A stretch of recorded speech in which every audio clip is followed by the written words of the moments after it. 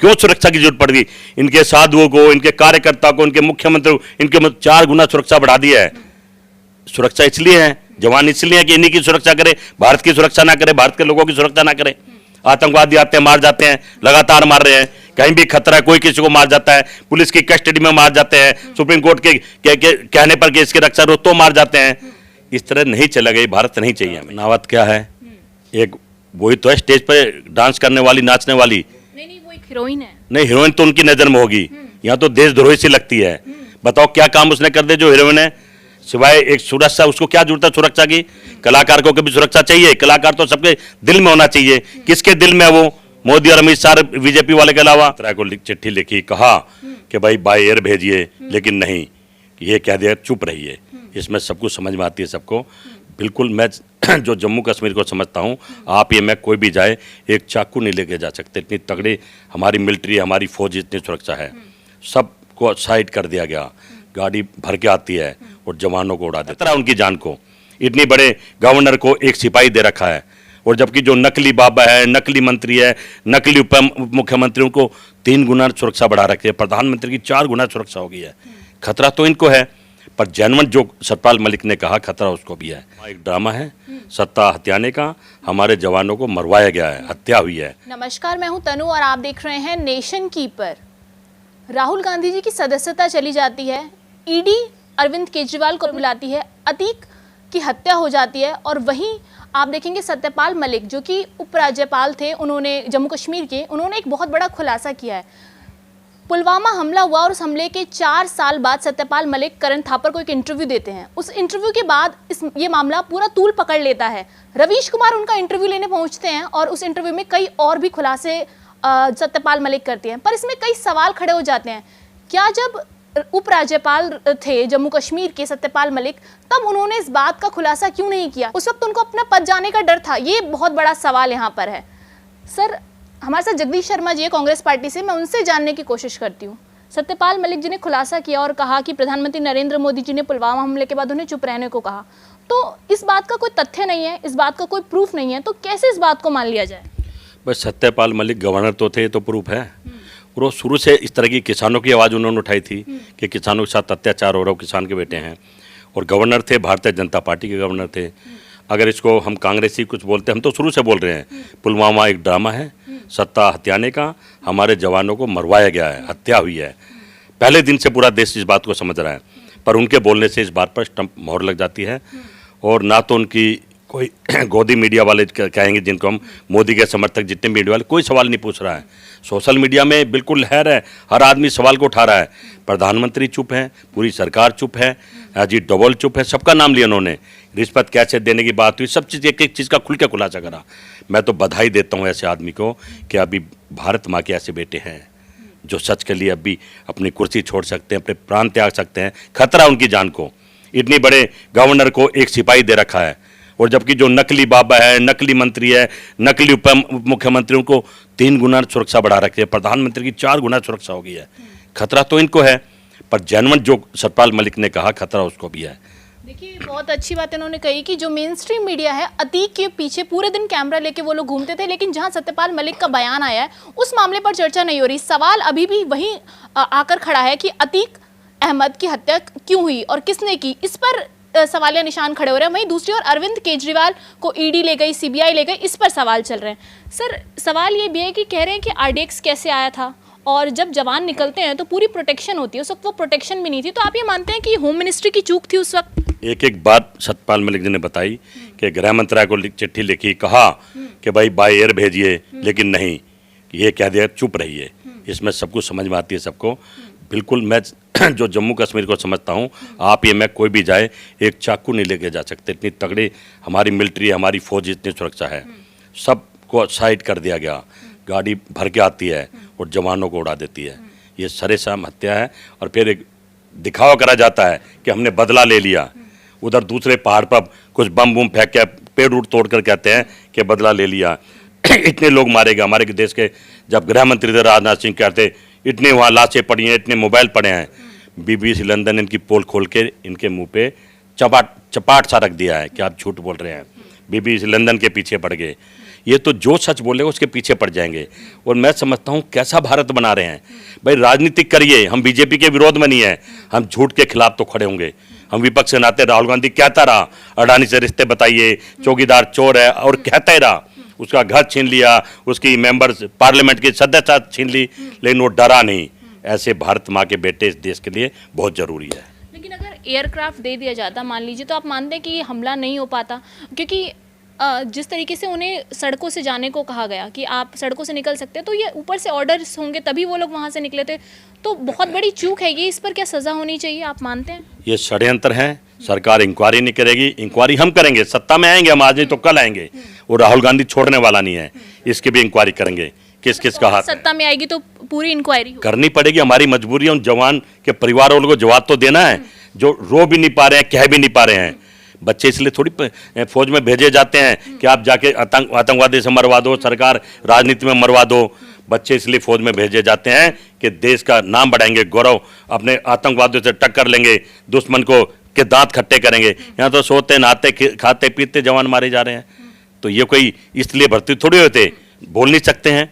यही बात भारतीय जनता पार्टी भी कह रही है कि जो 70 साल कांग्रेस ने राज किया, देश को लूटा, उस भ्रष्टाचार के खिलाफ जब आज ईडी सीबीआई जाती है, जांच होती है, तो क्यों आप लोगों को इतनी दिक्कत है? क्यों विपक्ष एकजुट होकर प्रधानमंत्री नरेंद्र मोदी के पीछे पड़ा है? ये एक बहुत बड़ा सवाल भारतीय जनता पार्टी का है। तो जैसे आप कह रहे हैं आप सत्ता में आएंगे, आप भी जाँच करवाएंगे, तो अगर आज भारतीय जनता पार्टी सत्ता में और वो जाँच करा रही है, तो इससे दिक्कत कहाँ है? जाँच कहाँ करा रही है? किसकी जाँच करा रही है? ईडी सीबीआई अगर अपना काम कर रही है। पुलवामा में भेजा जाँच के लिए, पुलवामा में भेजा जाँच के लिए, टॉयलेट जो बनाए तो वहाँ जाँच के लिए भेजा, देश लूट रहा वहां जांच के लिए भेजा।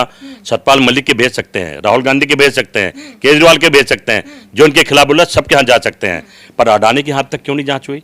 पूरा देश रो रहा, पूरे देश का पैसा पूरे बैंक लूट लिए हैं। ये जांच करवाएंगे, जांच हम करवाएंगे। वेट कर रहे हैं, थोड़ा इंतजार करना पड़ेगा। और मैं समझता हूं जिस तरह का देश उन्होंने बना दिया, जैसी करनी वैसी भरनी। अब इनको डर सता रहा है कहीं राहुल गांधी सत्ता में ना आ जाए। चारों तरफ से रोका जा रहा है। आंधी तूफान और खुशबू को कोई रोक सकता है? कोई नहीं रोक सकता है। इनकी गलत फहमी है। कितनी ईवीएम लगा लें, कितने डीएम से सरकार बना ले, लेकिन पाप का घड़ा तो भरता है। एक महात्मा है, बोरी वाले बाबा ने भविष्यवाणी कर दिया है 2000 में ये सरकार नहीं आएगी, मोदी प्रधानमंत्री नहीं बनेंगे। और ऐसे हालात हो रहे हैं, ऐसे हालात हो रहे हैं। हिंदू मुसलमान, हिंदू मुसलमान। अरे भाई, हिंदू की सरकार है फिर भी हिंदू मर रहा है, मुसलमान को मारा जा रहा है, हिंदू को मरवाया जा रहा है। इस बात पर देश की जनता को समझना चाहिए। जैसे कंगना रनौत को Z+ सिक्योरिटी दे दी जाती है, और वहीं सत्यपाल मलिक ये कह रहे हैं कि मेरे को तो सिक्योरिटी भी नहीं देते ये लोग। तो आप मानते हैं कि जो सत्ता में बैठी पार्टी है वो पावर्स का गलत इस्तेमाल करती है? कंगना रनौत क्या है? एक वही तो है, स्टेज पे डांस करने वाली, नाचने वाली। नहीं, वो एक हीरोइन है। नहीं, हीरोइन तो उनकी नजर में होगी, यहाँ तो देशद्रोही सी लगती है। बताओ क्या काम उसने कर दे जो हीरोइन है? सिवाय एक सुरक्षा, उसको क्या जरूरत है सुरक्षा की? कलाकार को कभी सुरक्षा चाहिए? कलाकार तो सबके दिल में होना चाहिए। किसके दिल में है वो? मोदी और अमित शाह, बीजेपी वाले के अलावा नफरत की नजर से लोग देखते हैं। ऐसे कलाकार की देश को जरूरत नहीं है। क्यों सुरक्षा की जरूरत पड़ गई? इनके साधुओं को, इनके कार्यकर्ता को, इनके मुख्यमंत्री को, इनके 4 गुना सुरक्षा बढ़ा दी है। सुरक्षा इसलिए है, जवान इसलिए है कि इन्हीं की सुरक्षा करे, भारत की सुरक्षा ना करे, भारत के लोगों की सुरक्षा ना करे। आतंकवादी आते हैं, मार जाते हैं, लगातार मार रहे हैं। कहीं भी खतरा है, कोई किसी को मार जाता है, पुलिस की कस्टडी में मार जाते हैं, सुप्रीम कोर्ट के कहने पर कि इसकी रक्षा रो तो मार जाते हैं। इस तरह नहीं चला गया, भारत नहीं चाहिए हमें। अभी अंबेडकर जयंती थी, संविधान के लिए लोग सड़कों पर उतरे थे, जय भीम के लोगों ने नारे भी लगाए थे, लेकिन उस संविधान की हत्या होती नजर आ रही है। राहुल गांधी जी ने भी एक बयान दिया था जिसमें उन्होंने कहा था कि संविधान खतरे में है। मैं इनसे भी सवाल करूंगी, पर उससे पहले मैं आपको बता दूं, अतीक की हत्या हुई, 3 लोगों ने हत्या की, पुलिस वाले मौजूद थे। जब पुलिस की मौजूदगी में कोई व्यक्ति सुरक्षित नहीं है, तो बिना उनकी मौजूदगी में कैसे सुरक्षित होगा? एक बार संसद में थे योगी आदित्यनाथ, वहां पर वो रो रहे थे कि मेरा एनकाउंटर हो जाएगा। वो संसद सदस्य होने के बाद जब उन्हें इतना ज्यादा डर सताता है, पुलिस की मौजूदगी में हत्या हो जाती है, तो कहां तक सुरक्षित है आज देश में लोग? बदला ले रहे हैं ये रोने का, बदला ले रहे हैं देश के लोगों से। सुप्रीम कोर्ट का अपमान है, पुलिस का भी अपमान है। उन पुलिस अफसरों की बात कर रहा हूं जो ईमानदार है, जो देश की सेवा के लिए बढ़ते हुए हैं। पुलिस खड़ी है, तमाशा देख रहे, ड्रामा हो रहा है, 3 लड़के आते हैं, खटाखट मार देते हैं। बताइए, जब वो कस्टडी में था, सुप्रीम कोर्ट के कंट्रोल में था, तो मीडिया कहां से आ गई वहां पे? सवाल तो है ना, मीडिया भेजी गई वहां पे और धड़ाधड़ मार दिए। जो मारने के बाद वो भागे नहीं, हमें गिरफ्तार कर लो, ड्रामा हो रहा है, गिरफ्तार भी कर लिए। अरे भाई, जब मीडिया कह रही है, सरकार कह रही है ये भी गैंगस्टर थे, तो इनको भी गोली मार देते हैं, पर मरेंगे ये भी।